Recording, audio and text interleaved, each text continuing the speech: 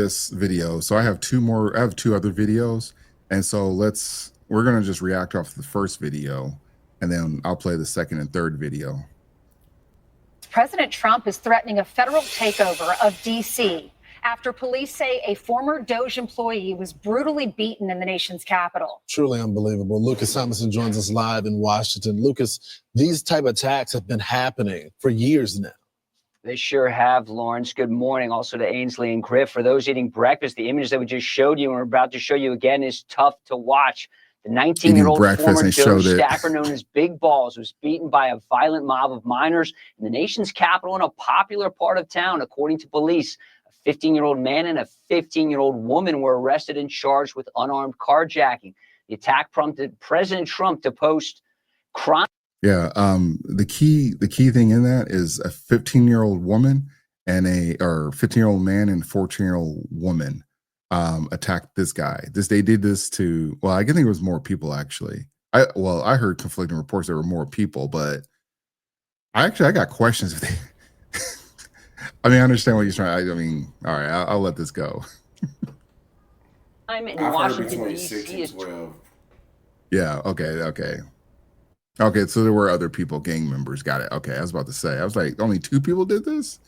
Totally out of control. Local youth and gang members, some only 14, 15, and 16 years old, are randomly attacking, mugging, maiming, and shooting innocent citizens. The most recent victim was beaten mercilessly by local thugs. That's the word. Trump warned if crime is not dealt with properly, he may be forced to take over. Somebody from DOJ was very badly hurt last night. You saw that. A young man who was beat up by a bunch of thugs in D.C. And either they're going to straighten their act out in the terms of government and in terms of protection, or we're going to have to federalize and run it the way it's supposed to be run.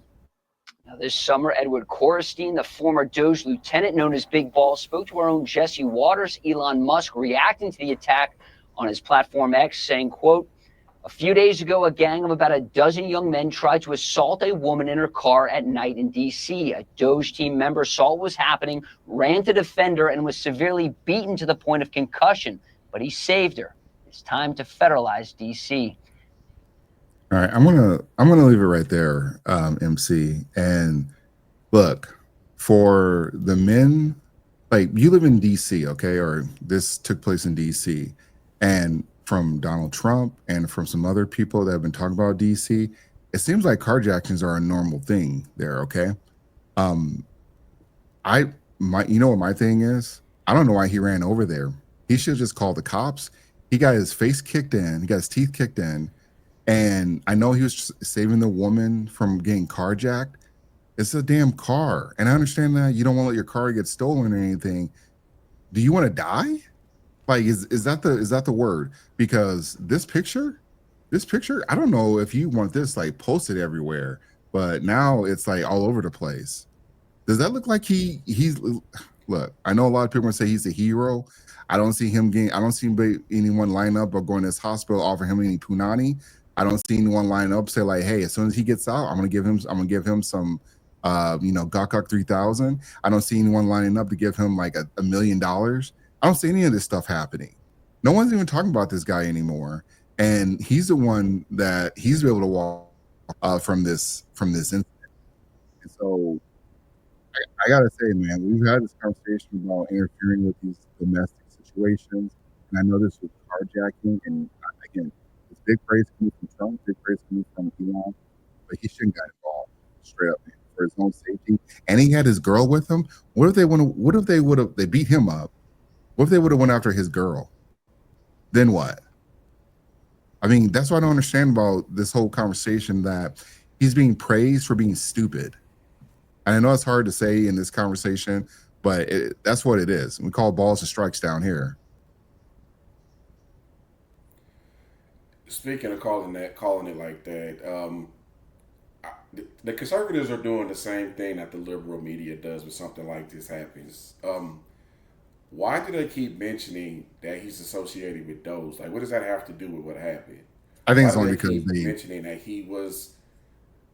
I think it's because they're trying to stir emotions out of people. It's the same thing the liberals do. If I'm gonna call it that way, I'm gonna call it this way. I have other questions too, and I'm not victim blaming here. This is just me thinking this out loud. This happened at 3 a.m. on a Sunday.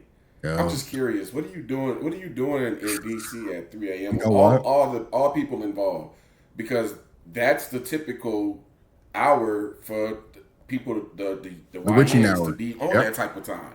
Yes, so I'm kind of curious about that. And I'm speaking as someone who has been jumped for trying to break up a DV situation before in the past.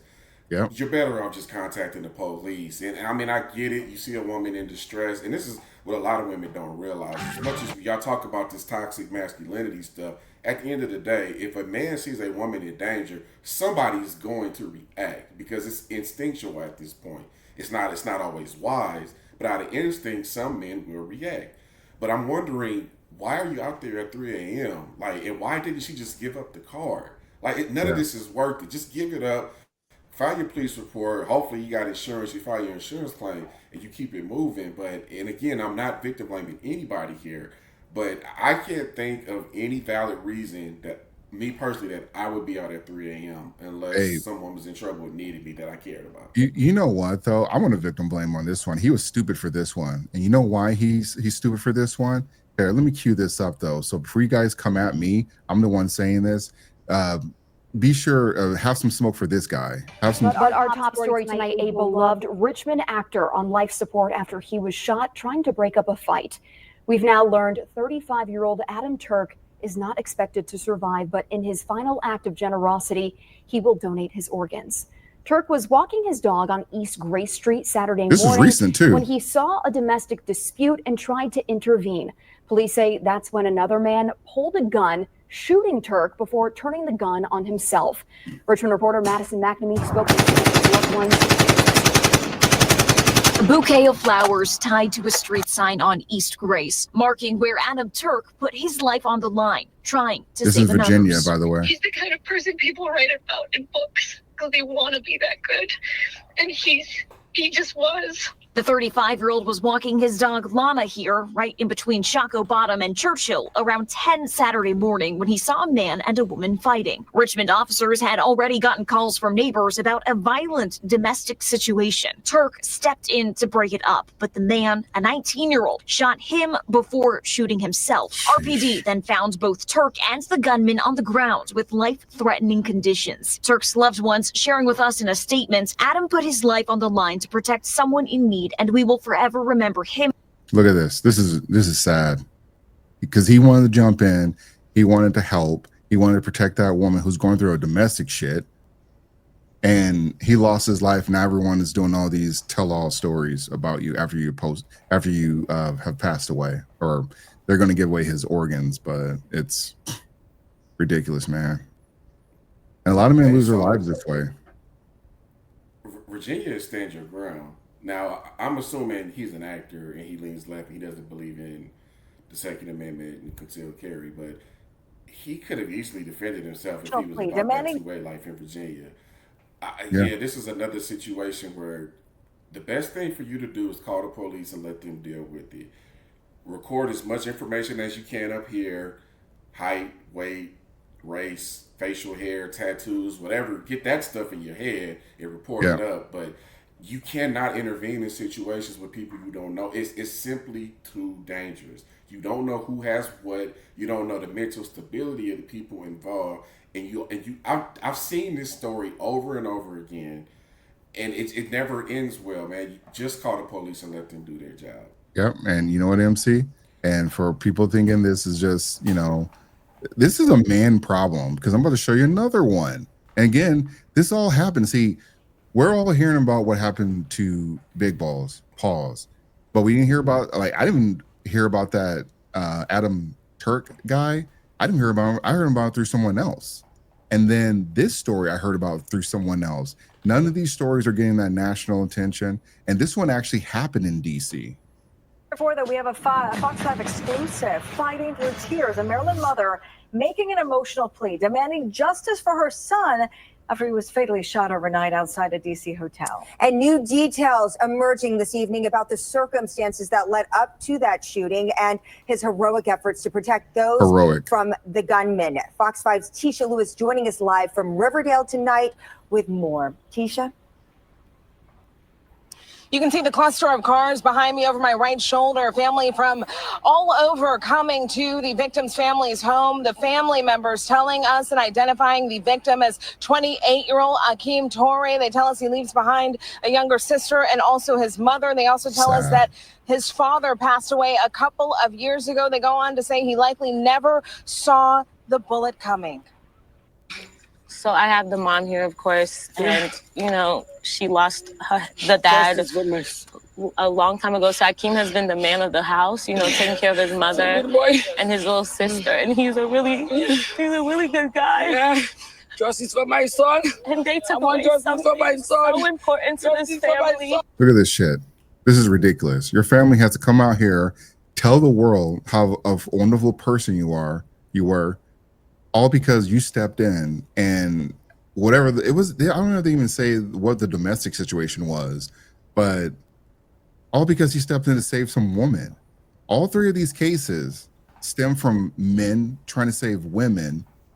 And I'm not saying the women, caused some of this, but that's what I'm starting to see.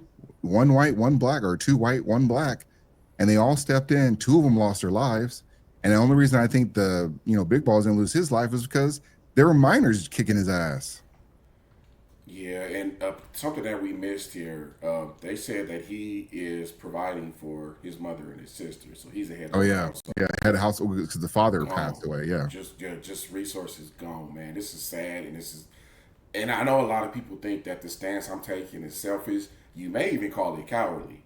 You can call it that if you want to, but at the end of the day, that man should have been home with his family. All these people should have went home to their families. Yep. And the part that we don't talk about with situations like this is how many people do you try to save and they go back anyway? It happens more often than you think. So you really got to assess what you're dealing with and what you're walking into. And we just got to be more mindful of that, fellas. We have to.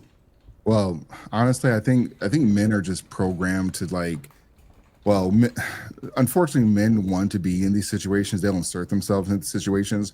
What they don't realize is that a lot of other men, they got guns on them, and they ain't afraid to use those guns on you. They ain't afraid to use those guns just because you're walking a dog or you're providing for your family. You can be doing all those great things. At the end of the day, that bullet doesn't matter. And for a lot of these people thinking that it's cowardly to not step in, hey, at least I'm going home. At least I'm going home to smash my girl. Like, you step in and you tell me where your girl is so I can go fuck her, because you ain't gonna be there to protect her. You ain't gonna be there. You ain't gonna be like, actually, I got to scratch that. I'm just simply saying, when it comes to protecting for your family and providing for your family, you are not going to be there because you're going to be in the grave. You have so much life to live when it comes to being there for first of all, for yourself. So he didn't have this other guy, this black guy. He didn't have any kids. And as far as I know, I think the Big Balls do. I don't think he has any kids either. So the only one, actually, none of them had kids, now that I think about it. But they have people that depend on them. And so if you go out there and you are trying to, police the world, protect the world, there are going to be people out there that are, that'll take your life no matter what. And then your girlfriend, and a lot of times, a lot of men will lose their lives trying to simp out for their girlfriend or whatever the case is. That girl, what my point I was trying to say earlier is that girl, she's going to be under another man. She's going to be getting her cheeks clapped by a different man, and you're going to be sitting in the prison system, or you're going to be in the grave. So it doesn't matter what it is why you're trying to protect that person.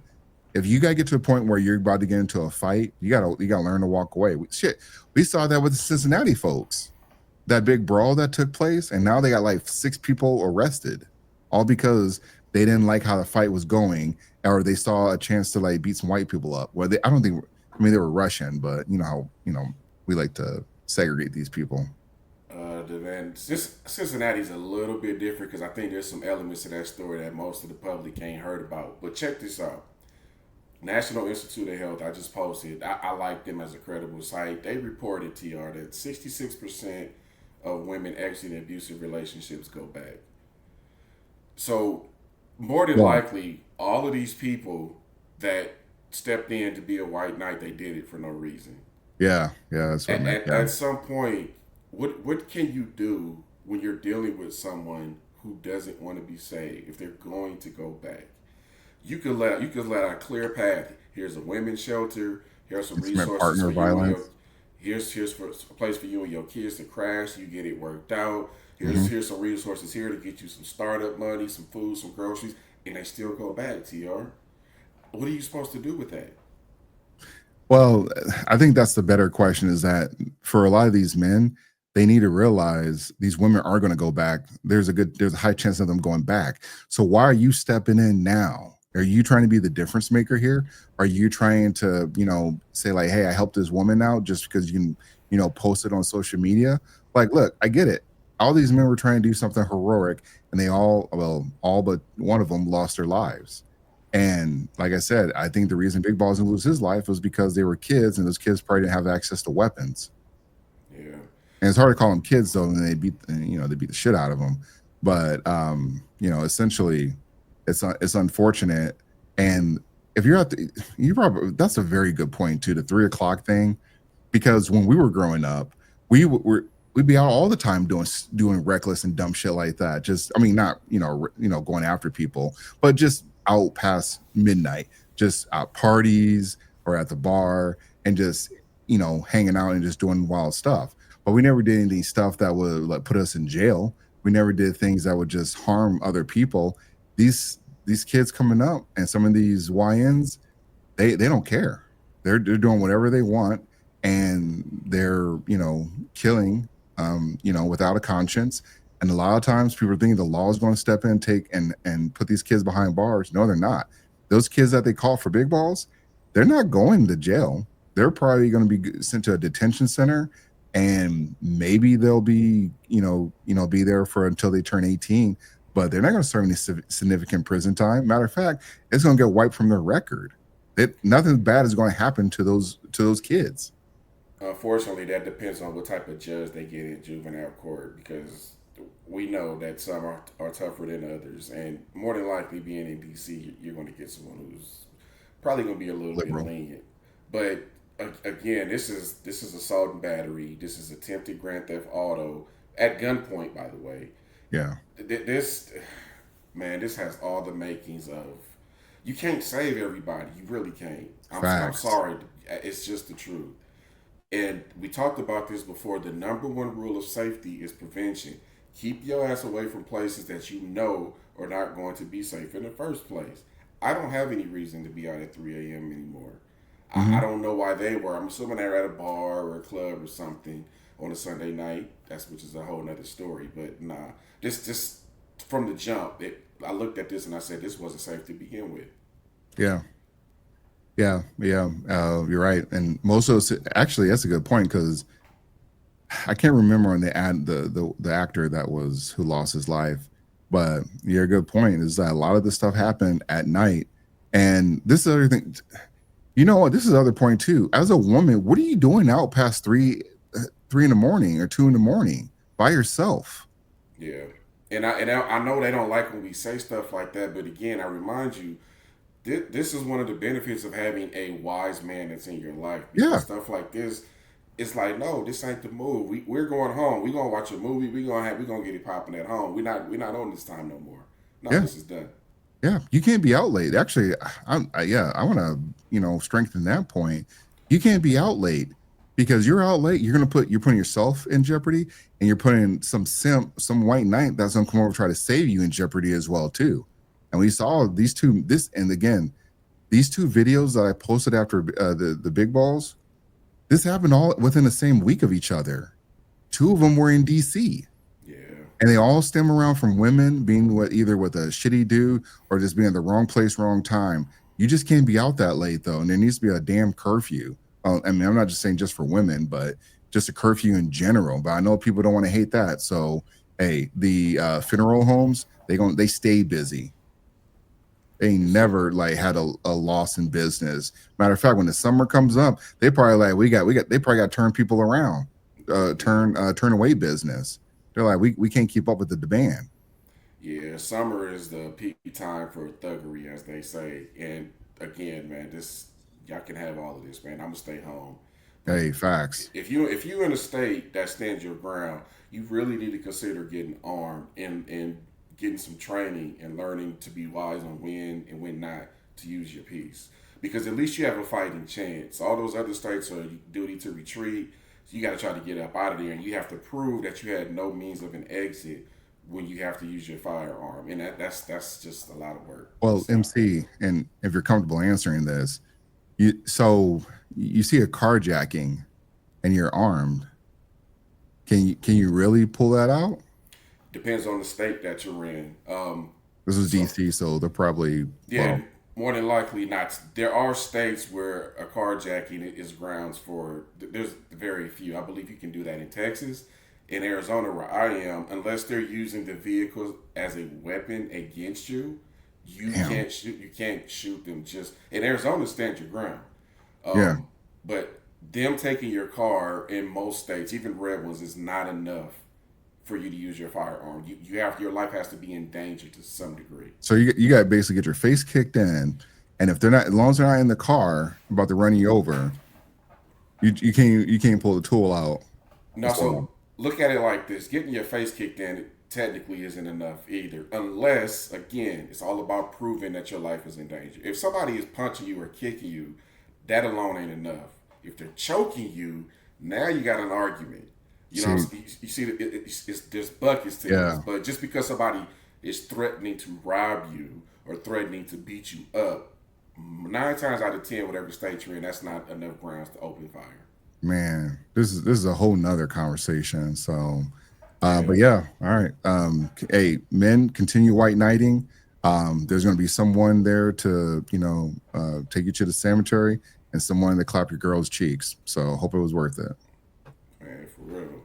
All right, we're gonna jump to let's